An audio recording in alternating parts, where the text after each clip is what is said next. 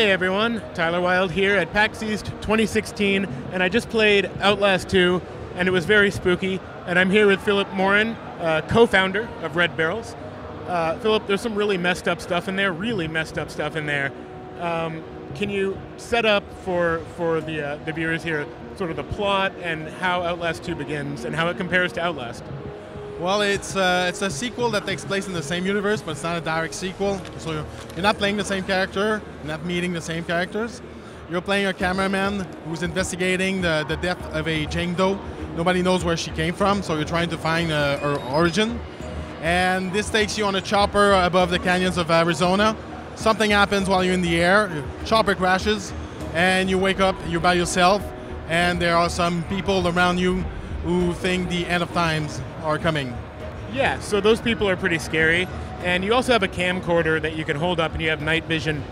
Why do you think in horror the camcorder is such an enduring sort of motif? You see it kind of again and again as looking through a scope into the world. Why do you think that recurs so much? I think it's like it gives you a sense of your spying. You know, it's like you're able to see what others are not able to see. So in a way, it gives you a sense of security, but at the same time, the night vision is really creepy. So I think it's just like one of those things it's just a visceral feeling of being able to see in the dark, but also being afraid of what you're going to see in the dark. You also get, in the demo I played, stuff like religious extremism and little tricycles and a cornfield. What do you think makes something scary, and what are you pulling from? And are you intentionally referencing things with those? I mean, we take from everything. We take a lot from movies, but also other games. We basically try to scare ourselves first, scare the team.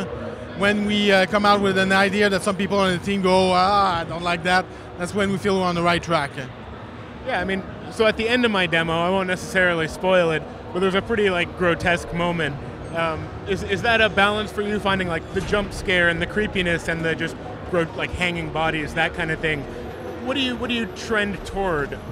Well, I mean, the first Outlast, the way we saw it was that it was going to take your physical integrity, and this one we want to take your mental integrity as well. So it still has the visceral, gory horror of Outlast, but we're adding layers of psychological horror. So we really want to mess with the player's mind, so that they don't know what's real and what's not.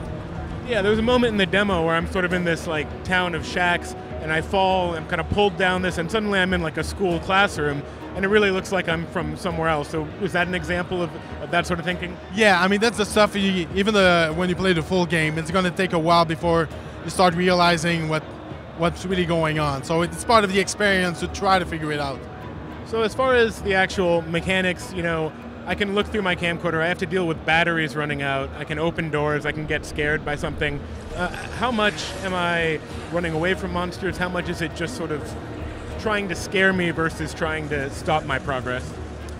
It's a tricky balance.